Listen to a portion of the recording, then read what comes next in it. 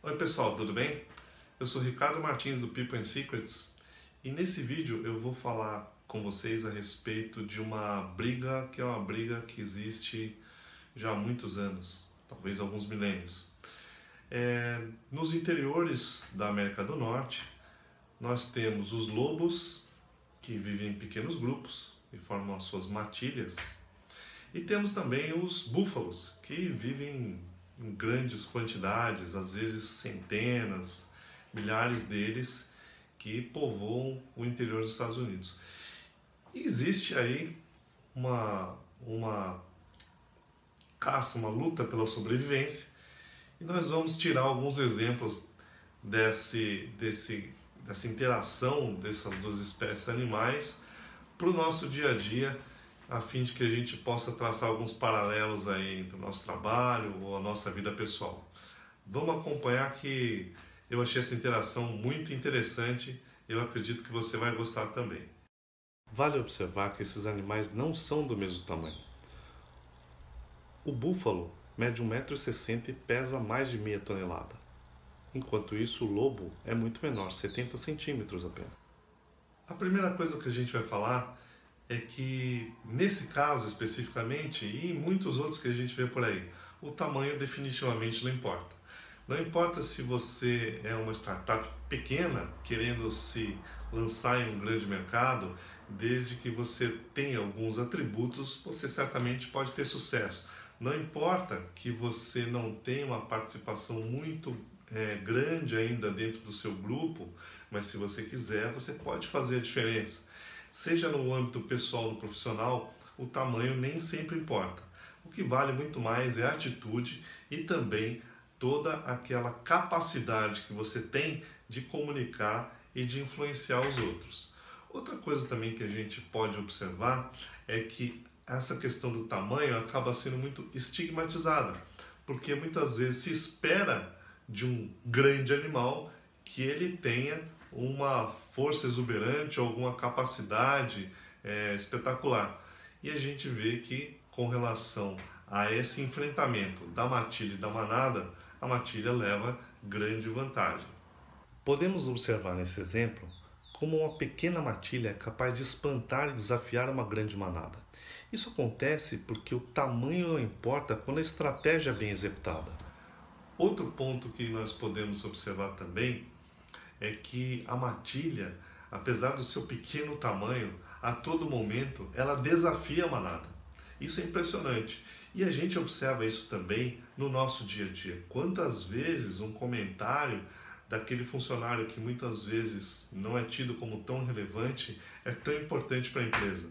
E temos que ter, sim, ouvidos para perceber, temos que ter olhos para enxergar essas pessoas, para que eles tragam suas contribuições. Então, seja dentro da família ou mesmo no trabalho, as pequenas contribuições, às vezes as crianças nos trazem grandes insights.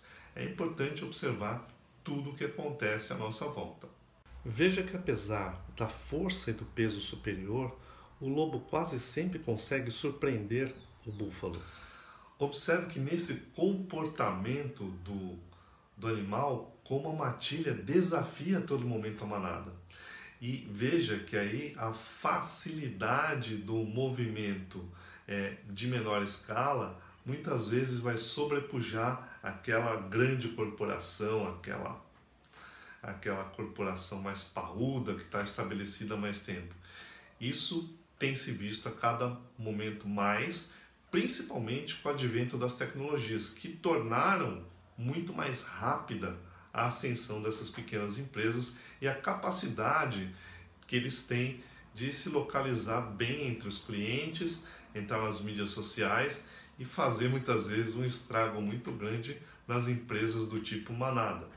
É muito comum com os búfalos, assim como nas empresas, a briga entre a mesma espécie. Enquanto eles brigam, os lobos apenas observam para se aproveitar depois do animal mais fraco e cansado. Nesse caso, as brigas internas tiram o foco da concorrência. Agora, esse é um comportamento muito interessante. A gente observa que muitas vezes, mesmo com o inimigo do lado, os búfalos estão brigando. mas eles estão brigando, não estão nem observando que o predador dele está ali perto. Isso a gente vê muitas vezes em família, quando as pessoas ficam brigando e não percebem o problema que acerta de uma forma importante, que pode levar à desestabilização da família ou uma outra consequência grave.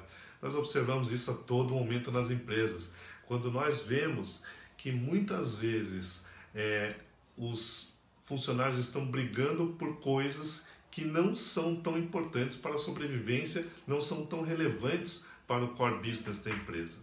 Então, mais uma vez, esse exemplo do mundo animal acaba se encaixando perfeitamente aqui, seja para a nossa vida pessoal ou para a vida profissional.